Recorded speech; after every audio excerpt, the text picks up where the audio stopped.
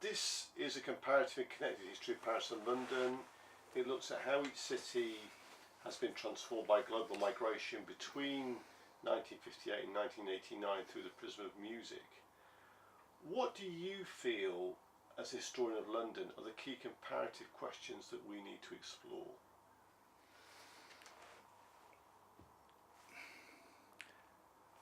I should, at this point, disclaim any knowledge of the 20th century or indeed music. I work on properly dead people, and dead people who are properly silent, in the grave, all that stuff. So my answer is not informed by knowledge. Having said that, it strikes me that what one's looking at in the post-war period is absolutely different, global histories of decolonization, global histories of diaspora and metropole, and that the London and Paris experience is fundamentally different.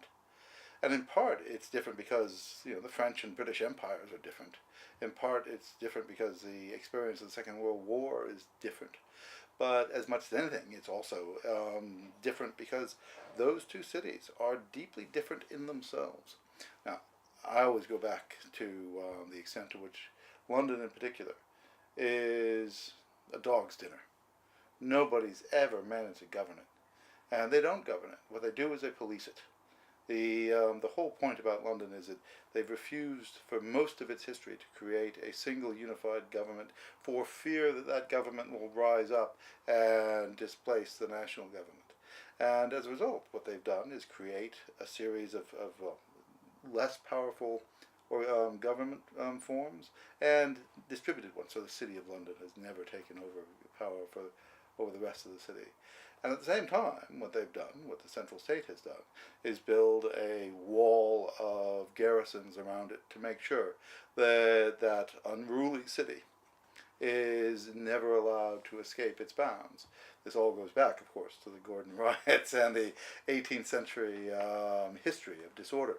And Paris, on the other hand, actually is at the core of the construction of the French national state. That it's the French nation state's first and most powerful creation in terms of governance. And to that extent, there is a fundamental difference in how those two cities work as communities and as urban organizations. And what that allows and what that implies is that there needs to be a series of layered and separate stories that meld decolonization, the experience of the Second World War, the 1,000-year history of city governance, into a single multivalent stream that allows you to look at and represent the 1950s and 60s. How that then evolves into music is a question for you, I'm afraid.